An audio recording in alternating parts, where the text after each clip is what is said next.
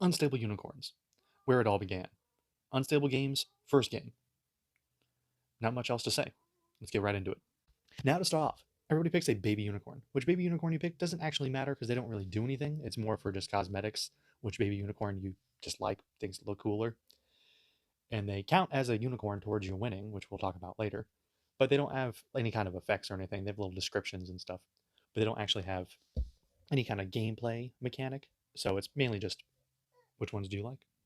So once everybody's picked their baby unicorn, you put the other baby unicorns in the nursery, which I show right there on in the rule book. This is a little diagram of how the board will be set up.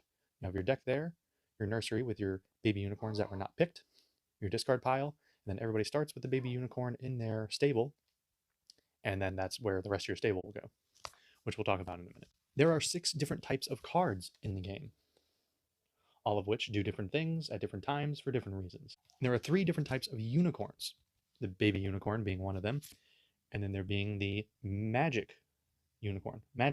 So it'll say right here, magical unicorn, and they have effects, and they tell you what the, right here it says what the effect is and when it happens. And then there are basic unicorns, and I'll say right there, basic unicorn card, and they do not have effects. You would just play them in your stable like a normal card. And there are magic cards, which will say right there, magic card. Now they are cards that have effects, and when you play the magic card, it uses its effects, and then it goes into the discard pile. We'll talk about turn order and how you play cards and stuff in a moment.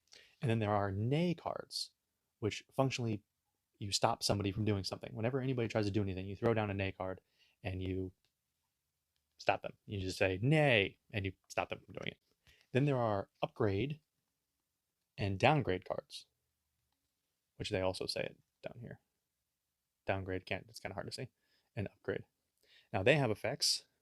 Of course, the upgrade you'd play on your unicorns and it gives you some kind of benefit, and the downgrade you play on other people's unicorns and it gives you some kind of negative effect. And like with a lot of their games and some other games, they have a little reference card here. It tells you exactly what you can do on your turn, what words you need to know, and the different types of cards. So if you're confused about something, you just come here. It shows you what the little symbols mean, because like the blue, that blue means it's a magical unicorn, purple, basic, light purple, baby, and then the little exclamation point, instant, up is upgrade, down is downgrade, and the little green star is a magic card. Now, like I said before, we're going to talk about what to do on your turn. Beginning of your turn phase, you trigger any at the beginning of your turn card effects. And then you have the draw phase, where you draw a card from your deck. Action phase. Play a unicorn, magic, upgrade, or downgrade card, or draw a card. You can only do one of those. And then the end of turn phase. You discard until the number of cards in your hand does not exceed the card limit, which is 7. And then the different terms here are like keywords on the cards, kind of give you an idea of what they mean. You win the game by being the first person to have a certain number of unicorns in your stable. Now, the game is a 2 to 8 player game, so there's actually different win conditions depending on the number of players. Like you have 2 to 5 players, you need 7 unicorns to win. If it's 6 to 8 players, you need 6 unicorns to win.